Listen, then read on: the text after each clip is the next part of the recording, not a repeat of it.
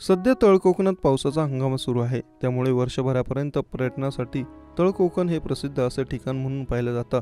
सध्या कोकणात पडत असलेला पाऊस मध्यम स्वरूपाचा असला तरी काही ठिकाणी छोटे मोठे पर्यटनासाठी प्रसिद्ध असलेले धबधबे प्रवाहित झाले असून त्या ठिकाणी राज्याच्या कानाकोपऱ्यातून पर्यटक मोठ्या संख्येने येत आहेत।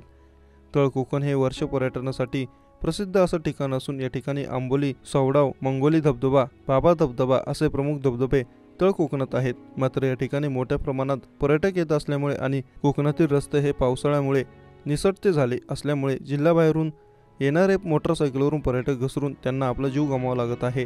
मिळालेल्या माहितीनुसार आंबोली आजरा फाटा येथे मुख्य रस्त्यावर मोटरसायकलसवर घसरून त्याला भीषण अपघात झाला। आपल्या ताब्यातील मोटरसायकल घसरल्यामुळे आदित्य भिकाजी कोरवे वय वर्ष 19 या युवकाचा दगडावर डोके आपटल्यामुळे जागीच अंत झाला। ही घटना काल बुधवारी सायंकाळी 6 वाजताच्या दरम्यान घडली।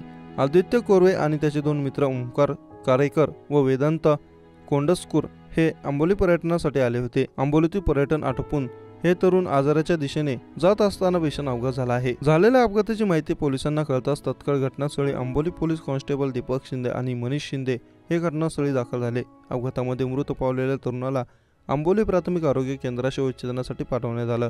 त्यानंतर शवविच्छेदनानंतर सुद्धा मृतदेह नातेवाईकांच्या ताब्यात देण्यात आला। आदित्य हा आजरा महाविद्यालय येथे BA प्रथम वर्षामध्ये शिकत होता। तसेच तो एका खासगी ठिकाणी काम करून आपल्या कुटुंबाचा उदरनिर्वाह करायचा।